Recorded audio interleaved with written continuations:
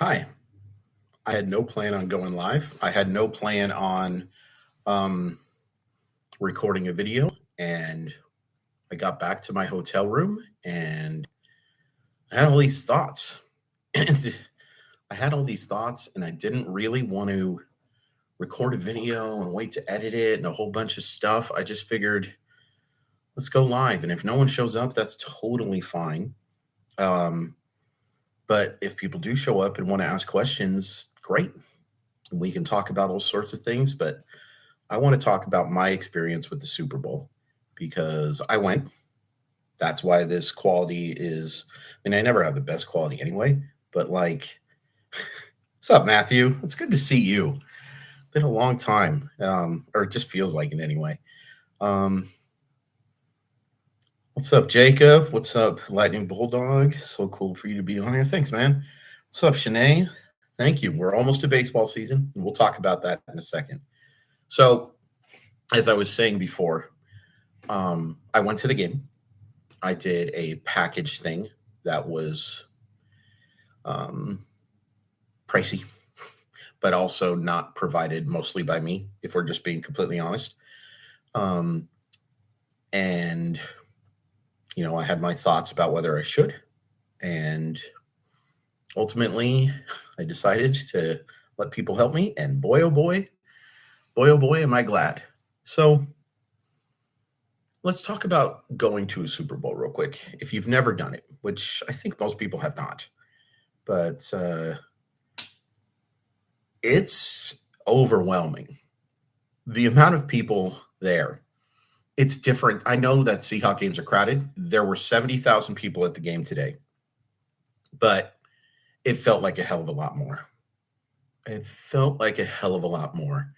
And there's a bunch of security. And then that stadium is set up weird. You have to go through a bunch of different gates to get to your gate.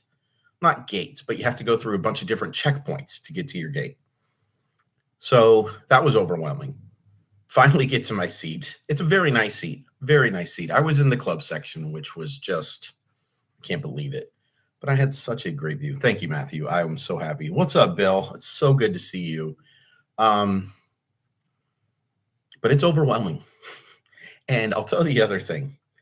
If there is a negative to going to the Super Bowl, boy, oh boy, those breaks between possessions. Oh my God. Oh my gosh. Sorry for the Lord's name in vain there. Yeah, he understands. Um, it's insufferable. And as much as I loved Bad Bunny, and I thought he was phenomenal, even as a person who doesn't speak Spanish, who wants to learn Spanish, should work harder on learning Spanish, it doesn't matter. The music is so good, and he's such a good performer. And also, if you didn't know, those trees were people. Those were people. Check out my blue sky to check out the people that were in the. Yes, we are world champions, buddy. Yeah. The money is one thing, and then it is if you are claustrophobic at all, I could not recommend something less or fewer, whatever word you're supposed to say. Is just overwhelming. And the other thing about it is I was nervous about being around a bunch of Patriots fans. The ticket I bought was on the NFC side, but it is Lumen South now. I'll talk about that in a second too. There were a couple of Patriots in our section, but not many. Not many. It was very much Seahawks are neutral, and that helped. It helped that I was around a bunch of people who were rooting for the same thing I was rooting for. Parade on Wednesday. Great call. Great call. 10 a.m., I believe. I wish I lived closer because I would go, says the guy who was willing to go to San Francisco to go to the Super Bowl. But that's just a little much. But I'd love to go, and I hope all of you guys get a good chance to go if you live in the area. But it really did help. I have to tell you about one person. So I did talk to a bunch of Patriot fans just walking, around trying to find my dang gate, trying to find the elevator to take me to my gate, all this stuff. It just wasn't very well set up in that regard. But that's okay. There's a lot of stuff going on. It, it helped that once I got there, but that's what I was talking about. Patriots. I'm sorry. Fans. I'll answer the food and drinks thing in a second there. That's a really good question. The Patriots fans I talked to were very friendly, very nice people, very confident that their team was going to win, which they should not have been. They should not have been. But, they had won a bunch of games in a row. They were 14-3, and they have a history of doing this. Please do, Bill. I'd love to. Thank you, my man. So there was one exception. There was a guy sitting in the section next to me who was clearly with a bunch of Patriots fans. They were some of them were wearing jerseys. A couple of them were wearing the sweater, the pull-up. By the way, this is not what I wore to the game. I wore my Marshawn grabbing his junk sweatshirt, but that thing is very sweaty from the amount of walking I had to do back to the bus that took us to our hotel. So those people were just wearing their normal stuff. But one guy was wearing a shirt that was entirely the Richard Sherman meme of his reaction after the interception. And I have to be honest with you. When I saw that guy, I immediately thought, I want that dude to be miserable at the end of this game. Miserable. Because that's not being cheeky, that's being a dick. And I'm sorry for the swear. Sup, Nick? Dude, I tried to answer once. It's a madhouse in there, and there's not very good cell phone service either, but I also wouldn't have talked to you for very long. Thanks for coming in, Joseph. But yeah, that person who wore the Richard Sherman meme shirt, I wanted his life to be miserable. And I think it probably was because I didn't see that guy after the third quarter. But what a jerky thing to do. It's funny, but it's jerky. Oh, you're the best, Nick. I appreciate that. So the game. I think this is the greatest team in Seattle sports history because there's nothing that team was bad at. Nothing. They were a good passing offense. They were a good rushing team. They were a great defense. And great doesn't even begin to describe it. 29-13, excuse me, does not begin to really truly describe how dominant Seattle Seahawks were over the Patriots, who, I'm just going to be honest with you, they were fraudulent. They may have been the best team in the AFC, but that's like, you know what? Let's not answer that one. I almost said something bad. But it's not impressive to be the best team in the AFC. They were awful. I mean, I'm sorry. They were an awful football team today. And the Seahawks left points on the board. It should have been a bigger blowout. Should have been a better blowout. I mean, they were playing the best of any team in the AFC.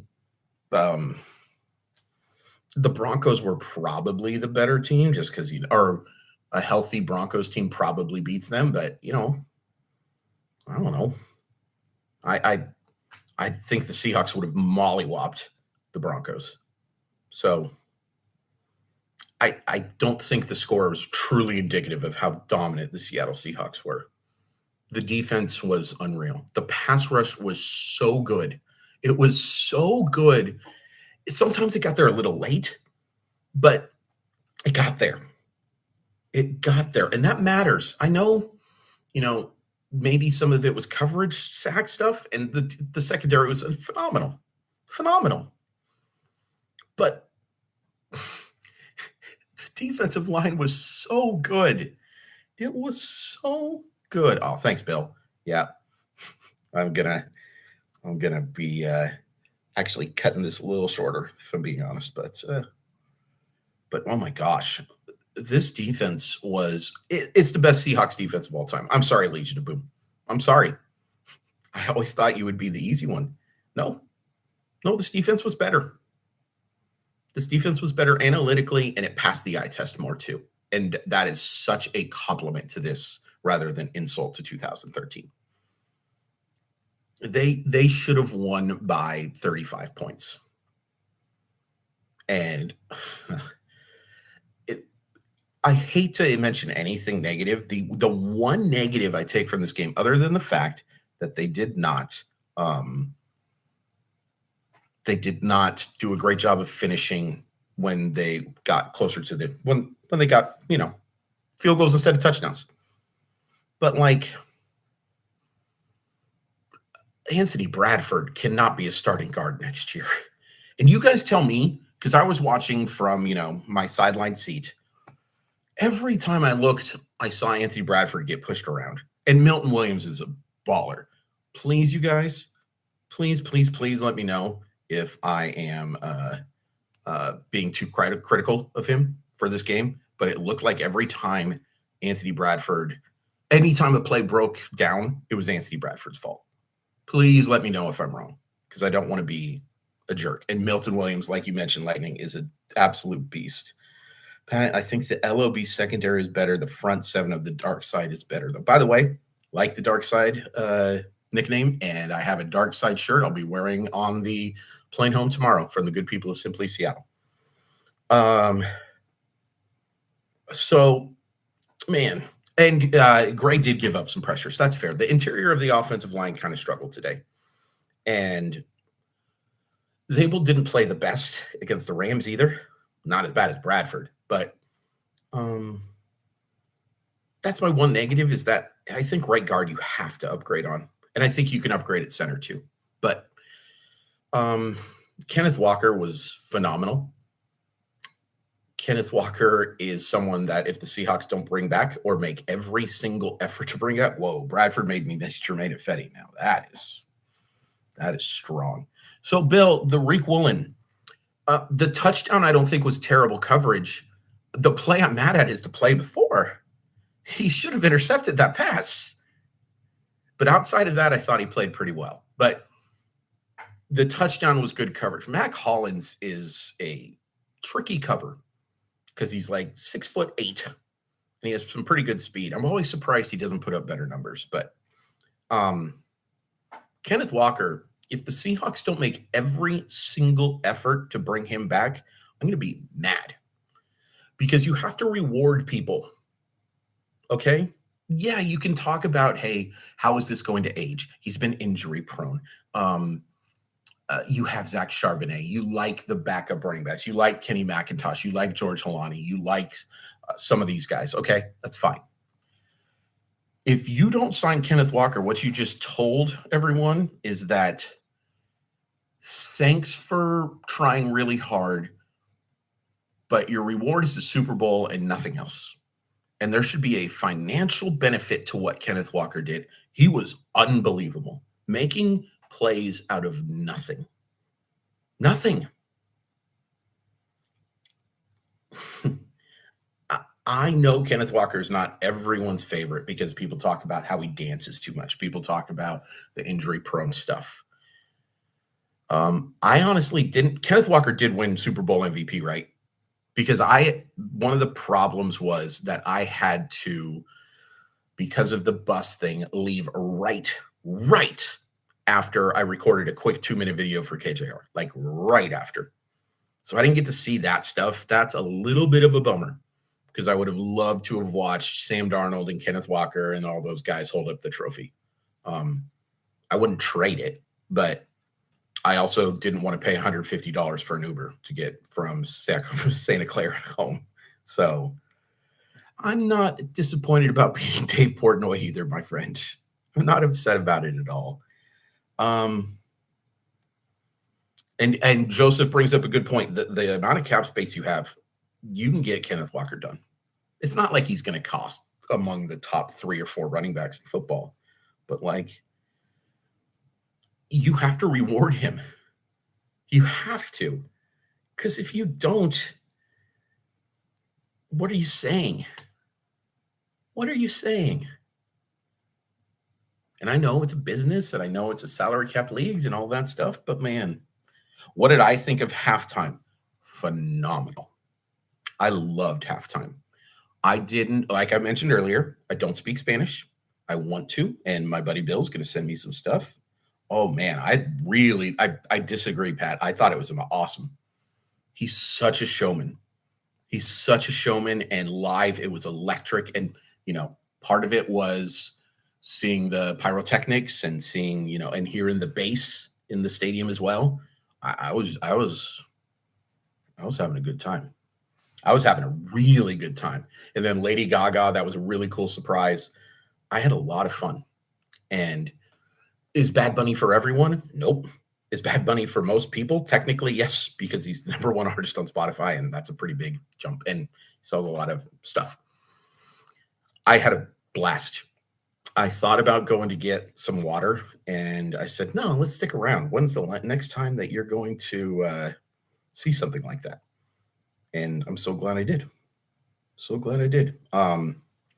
Last year was better. And Lincoln, that is super compliment to how good K-Dot was compared to more than an insult to Bad Bunny. But yeah, last year's halftime was probably the best I'll ever see. I know you're mad about Clips, but yeah, maybe Clips will do halftime in LA next year. That'd be fun. What else do I really want to talk about? AJ Barner. Is AJ Barner a tight end one? Like, how comfortable are you with AJ Barner going forward? If you want the Seahawks to be a dynasty, how comfortable are you with AJ Barner being your best tight end? Because Elijah Arroyo is a guy that they drafted very high. I can't say I was impressed with him this year, but it's hard. A lot of tight ends struggle their first year, but I can't say that he was impressive. I really hope they win in SoFi next year, Lincoln. I wish I could afford to do something like this again, but yeah. I have spoken to Grandma. Grandma is so happy for me. Grandma really struggles to understand football. It's a sport that she just doesn't quite get. And so she watches, but she just kind of looks at the scoreboard more than anything else. But she's so happy for me. I called her right when I got on the bus, and she was so happy for me. That's all that matters. But yeah, is AJ Barner someone who should be a tight end one? Because, boy, he was good today. Boy, he was good today. And there's some good moments from him. I don't know if he's a guy who changes how you do coverage. I don't know if he is a guy who, really takes that middle of the field. He's not like an elite route runner or anything, but he finds a way to get open. And I think he's a pretty darn good blocker too. So yeah, I think I agree with you, Shayna, that I would probably prefer him to be my tight end too. But boy, he was really good today. Really good. So Sam Darnold missed on some throws today. And he was very lucky to not have an interception. By the way, I will only say one positive thing about the New England Patriots today. Christian Gonzalez is a baller. Holy crap. That's the best cornerback in the league. I'm sorry. Devin Witherspoon's good. There's some other good ones too. Christian Gonzalez is a freaking baller. And every Patriots fan that I saw while walking, if they were wearing a Gonzalez jersey, I was very quick to point out, dude, I'm sorry you lost, but you get to watch Christian Gonzalez. And Drake May's going to be good too. He was very bad today, but Drake May's going to be a good quarterback. And he was successful against some bad football teams this year, and I bet you he takes a step forward. Who else can we talk about? Quiet day for JSN, in part because of Christian Gonzalez. I thought Cooper Kupp played a very nice game. I thought Rashid Shaheed played a nice game too. Not the best or anything like that, but I thought he did a nice job of kind of opening some things up in the middle of the field. And yeah, being a second-year quarterback really showed there. And honestly, I know nobody here is really in love with Russell Wilson anymore, but that shows you how good Russell Wilson was as a second-year quarterback, because that guy dominated Denver. Could have had an even bigger day if the game was close. But By the way, if you're here, like, subscribe, all that stuff, just real quick. Yes, Aaron. First of all, thanks again for coming out. I really appreciate it. Um, if I was voting on an MVP of this game, and I'm sorry, but every time I touch this, it makes the computer shake. Oh, now it's not doing it. If I was voting on an MVP of this game, Michael Dixon would be my MVP because what he did with those punts changed everything. And shout out to Jason Myers too. Um, so I was watching from the side and I did my very best not to look at the scoreboard, not to look at the scoreboard. But so I didn't see exactly where those kicks went, but from my angle, every single one of those kicks was down the flipping middle. Like there was zero like it was 100% going in. You guys let me know if I'm wrong about that, but none of them looked like they were even remotely questionable. And, none of them were like super long or anything like that. But yeah, shout out to Jay Harbaugh, who is a guy that a lot of people did not want coaching the special teams at the middle of last year after that Jets debacle. Yeah, I did see that on the scoreboard. I would look at the scoreboard afterwards just because, you've got to look at something. But they did point out that Myers is the most points scored in the season, playoff included. Good for him, man. Good for him. But Michael Dixon, those punts were so freaking good. His worst punt was the one that Brady Russell has a clean tackle on a guy. And fortunately, there's a penalty that puts it back. But the ability to pin them deep, there was no shot for that Patriots team to go 98 yards. No shot. So, yeah, special teams was amazing. Darnold missed on some throws. There was the throw to Shaheed that I think he would like to have back. He was fortunate not to get intercepted by Christian Watson in the end zone, or excuse me, Christian Gonzalez. And there was an out route to Cup that could have led to something pretty special that he missed on too. But other than that, he was pretty damn solid. And we owe him a debt of gratitude. And people, boy, some of us, not me real per se, but some people look dumb because look,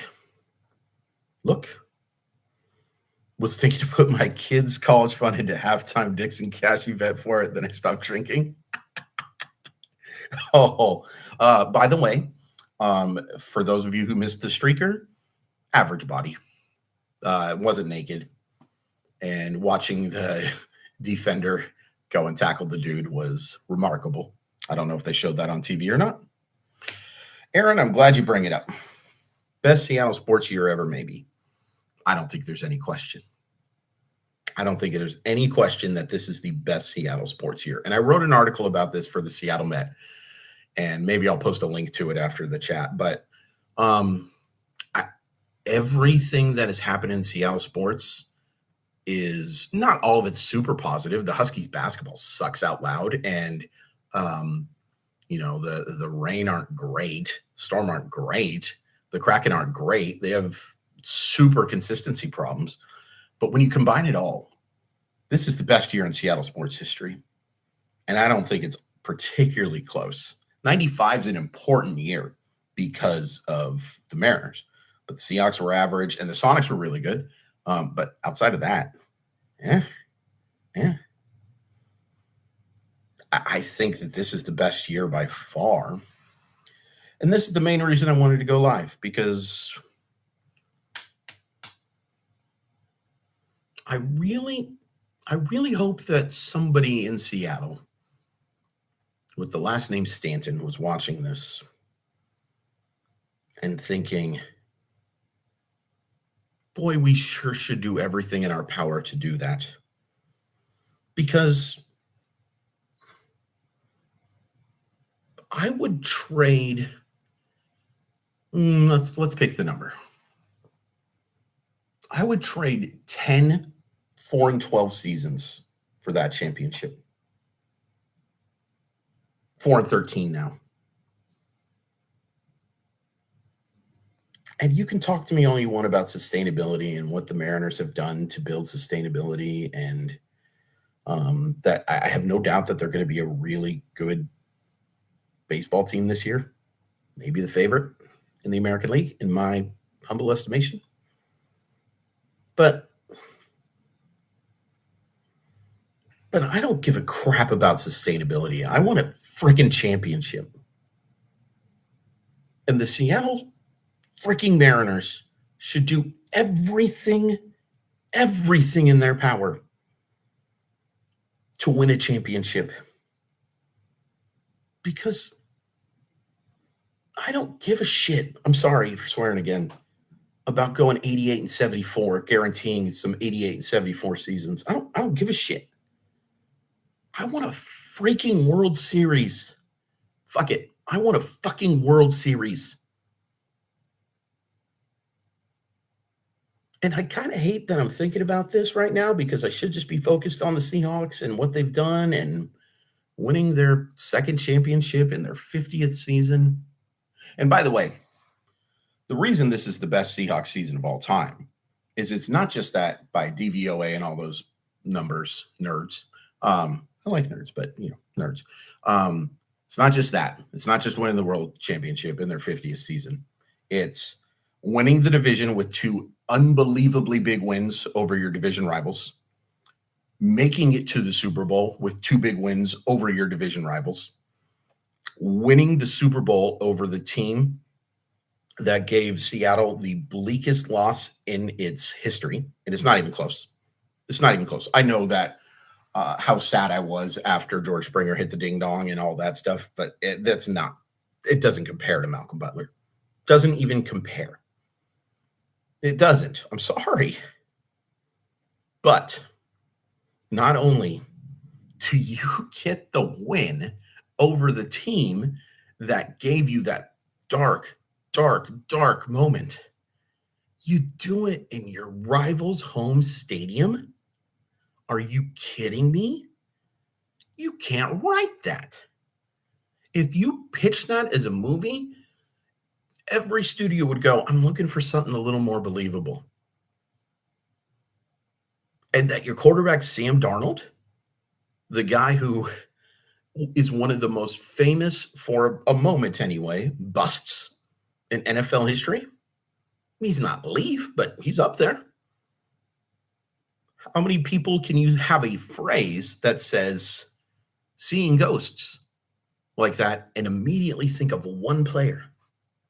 You think of two things when you say seeing ghosts. You think of Haley Joel Osment and you think of Sam Darnold. And he also has the tuberculosis. That's what you knew Sam Darnold for. Now he's a Super Bowl champion and the winningest quarterback over the last 2 years, and it's not close. Okay?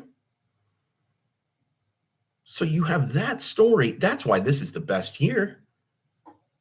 And, oh, by the way, I think you have to include the World Cup coming here as part of the year.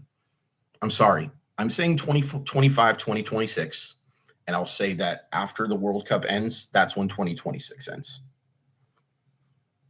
Is that extending it too far? Maybe, but I think it's a huge thing. Huge thing. Not a single turnover, Aaron. He was phenomenal. Phenomenal. Some throws, I bet you today, you tell him, he'd say, I wish I had those back. But he didn't turn the football over.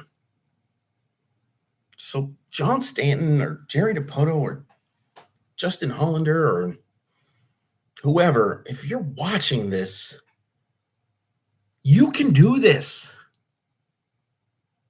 There's no reason you can't do this. And it should be the only thing you care about. The only thing. And the fact that it's not the only thing he cares about or they care about is crushing. I'm sorry. You can apologize for 54% all you want. You said it. You said it. I mean, I loved what they did at the deadline. I loved it. But why did they have to do so much at the deadline, guys? Why did the Seattle Mariners have to do so much? It's because they didn't do enough in the offseason. And it's why the Seattle Mariners will have to do this thing. So, Bill, that's another thing. Mike McDonald is, oh boy, could I get in trouble here? I think he might be the greatest coach in Seahawks history and Seattle sports history. I know it's just 2 years, but you watch the guy and you get that feeling. If I had to complain about him, it's that he's not aggressive enough on fourth down, but it works.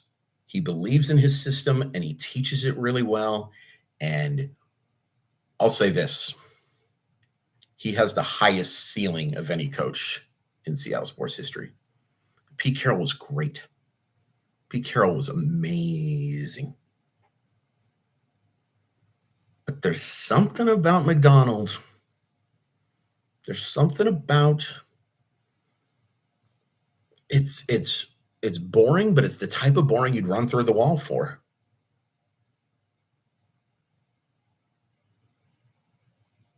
Man, and you needed Mike McDonald. And a good buddy of mine talked to me after they hired McDonald, and he was happy with the hire, but he was also nervous about the hire because he thought it was a problem not to have the offensive mind, to go against Shanahan, to go against McVay every year.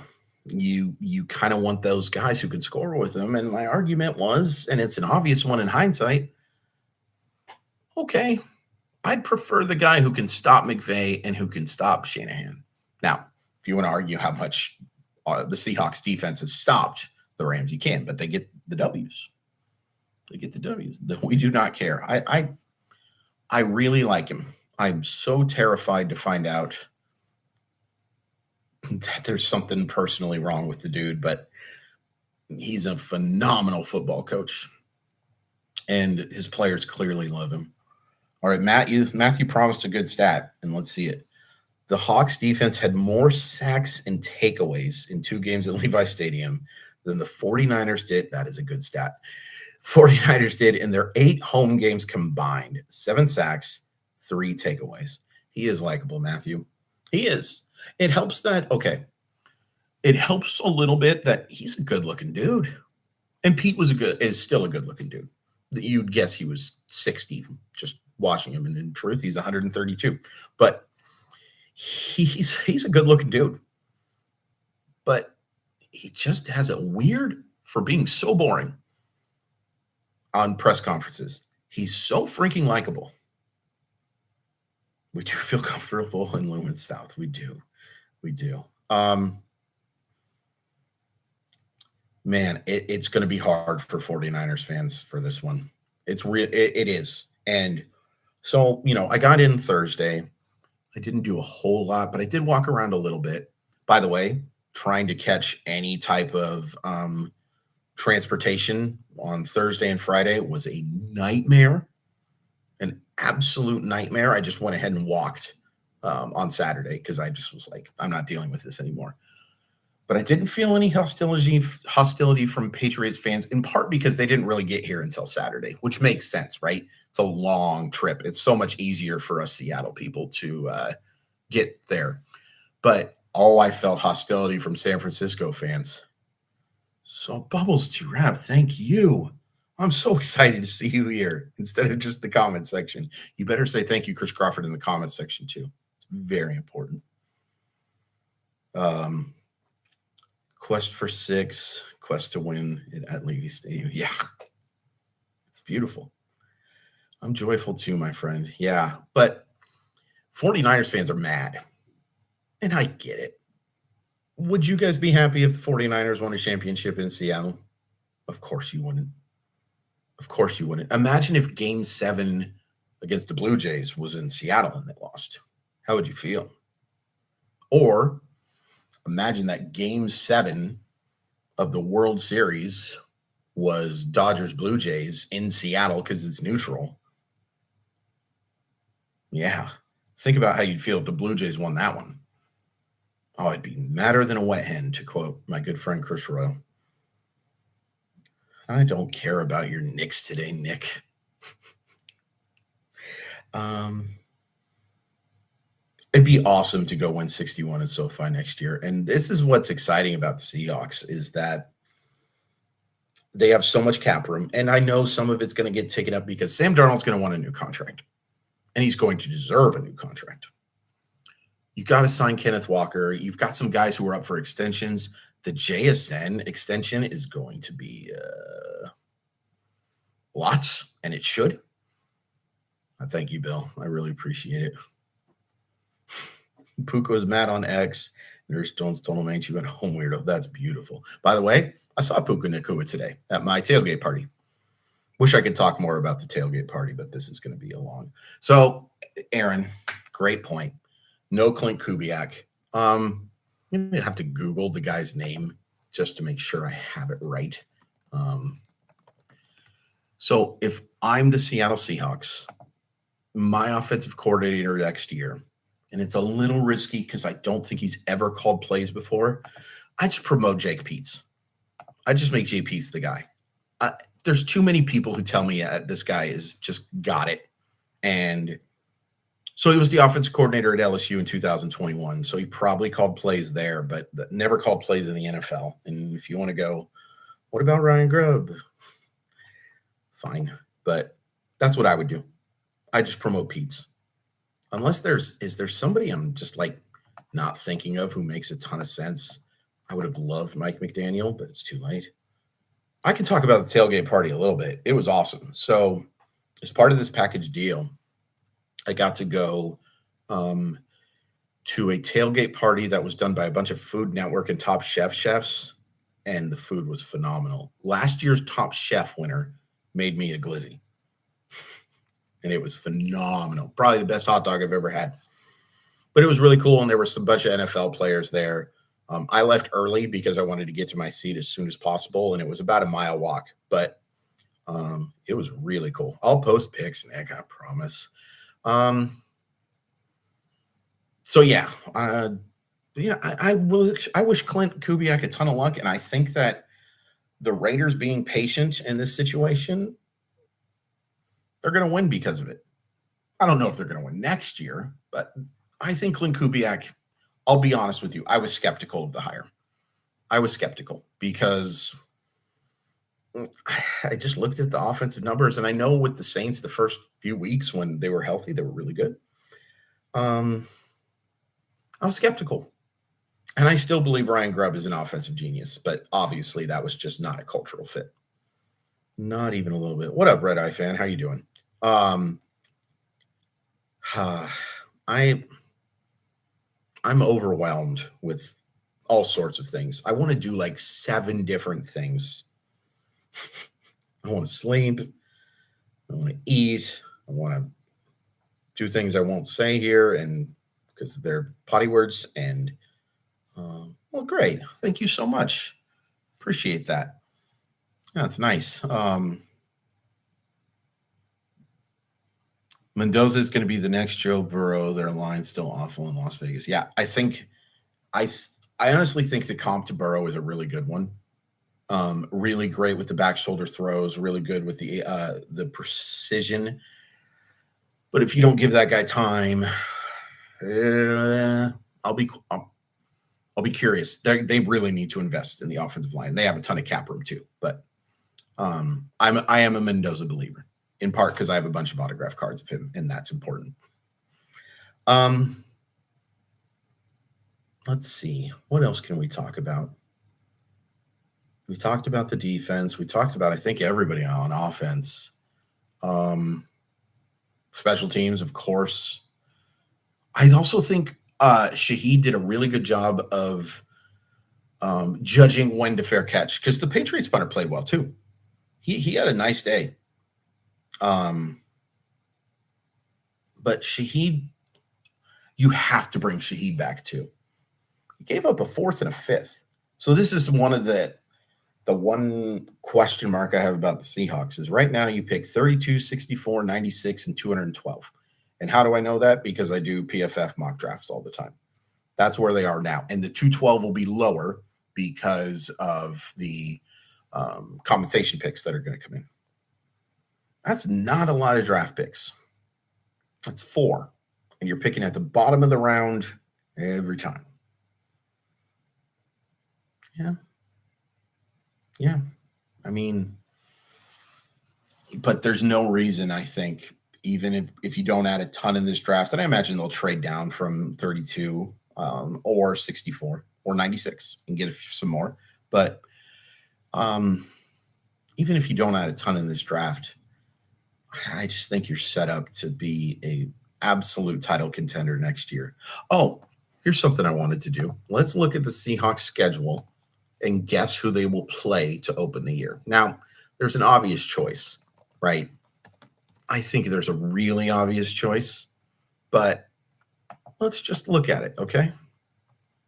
Their home opponents next year: the Patriots, the Bears, the Chargers, the Chiefs, the Giants, the Cowboys, the 49ers, the Rams, and the Cardinals. Who do you think is that opener on Thursday? Rams or San Francisco's Shayna's guess.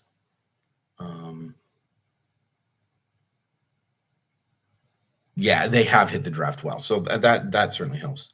Yeah. So, Red Eye fan, I was at the game. So, what were your favorite commercials? What are the ones that I should be watching? They do like doing rematches early. So, but there's a few matchups there that they could say, "Oh, that'd be fun." You could go Patriots and have the Super Bowl rematch, but NBC might have something to say about that. The Bears, I think, makes a ton of sense. The Chiefs, I know they were bad last year, but it's still the Chiefs. I could see that. The 49ers, I can see. The Rams, I could see. The Cowboys, I could see. Like, there's some prime games there. Prime. A Super Mario Galaxy movie advertisement was featured. I'll have to check that out. Thank you. Thank you. Thank you. Hard time, folks. So I had a hard time focusing the 2 Super Bowls the Seahawks played in before, and then I watched the commercials again.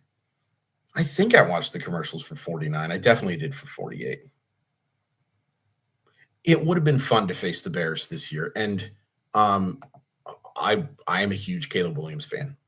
I know the accuracy stuff, but I think so much of that accuracy stuff, by the way, is due to some garbage wide receivers outside of Roma Dunze when he was healthy. Oh, that's a good point that Che brings up, that Mahomes might not be ready. It's a great point. It's a great point.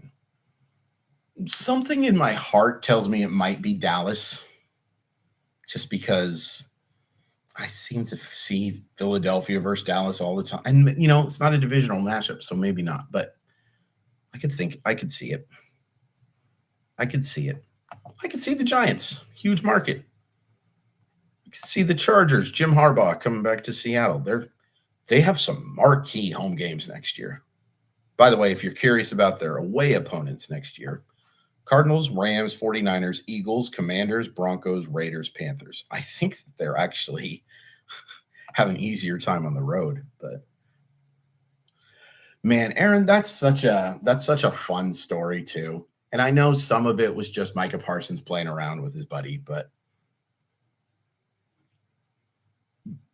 by the way, Lawrence was phenomenal today. Byron Murphy was phenomenal today. My favorite moment from this game, though: Riley Mills getting a sack. Riley Mills, a guy who has played like 12 snaps, getting a sack in the Super Bowl. That's so cool. That's something he'll have forever. And I like Riley Mills, but yeah, the whole freaking line was just phenomenal. Leonard was great. Derek Hall was phenomenal. And it was a baller sack, man. It was really impressive. But that was really cool seeing. And look, I'm a Notre Dame fan. I'm a Notre Dame apologist. It sucks, but man, that was cool. Oh, thanks, Red. I appreciate it. Would appreciate it. A lot of Mariners, Seahawks stuff. So hopefully you like that stuff. But yeah. Um wow, 45 minutes. I did not think it would last that long. I cannot tell you how much I appreciate that a bunch of you came out for this because it was super spur of the moment. The audio quality probably sucks out loud, and the video quality certainly does too. No shine off the dome. Uh, yeah, yeah. Oh, there's my bed. There's my bed, which has not been made because I didn't ask anybody. Long story short, appreciate championships. They matter. And I know that seems like a really obvious thing to say, but they really matter. They are the ultimate goal, and you will never forget where you were for them. You will never forget the feeling you had when you saw the clock turn zero. You will never forget the key plays that cemented that win. And honestly, if I'm just keeping it 100, as soon as that kickoff, I felt really good about the Seahawks winning. But you still have to play the game, and they played it really well. But appreciate championships. And I'm just going to tell you right now, the other takeaway here is this cements my feeling that anything but a trip to the World Series for the Seattle Mariners next year is a massive disappointment. Massive. Unacceptable. I know other teams are going to try. There's some good ones. There's some good ones in their division. Well, there's one good one in their division, probably. We'll see about the rest. There's some really good ones in the AL East. And like you say, Sheena, they don't. They have very few. And of the big four, they have three, if you want to count the Sonics. But man, pressure. And I want revenge too, Aaron. And I really hope the Mariners play the Blue Jays in a playoff series next year. Really do. I have some bitterness. But yeah, put pressure on this organization. Tell them that what's happening now is good, but not good enough. Yeah, the Seahawks have 2 now, and they've been to 4. And the Mariners have never been to a championship series. And I'm sorry, ALCS doesn't count. The Seahawks have been to 1/15 of the Super Bowls. The Mariners have never been there. And that's not okay. And I know that's not the main takeaway from tonight. But I'm a baseball guy first and foremost. I love football. I've talked a lot about football and all that stuff. And I'm talking about it now. But championship. Seattle Mariners. Do everything you can to give us this. Thanks for coming out, guys. Get some sleep. It's almost midnight. By the way, the fact that we don't have the day after the Super Bowl as a national holiday is bullcrap. 1/15 of the Super Bowls is pretty good, and baseball is the cruelest sport. It can break your freaking heart. I will never watch a replay of Game 7. I'll never watch a replay of Game 49 or Super Bowl 49, and I'll never watch a replay of Game 7. Ever. Never, never, never. I love you all. Thanks again. Get some rest, and I'm really glad I went. And I'm really glad I got a chance to talk to you guys about it. See ya.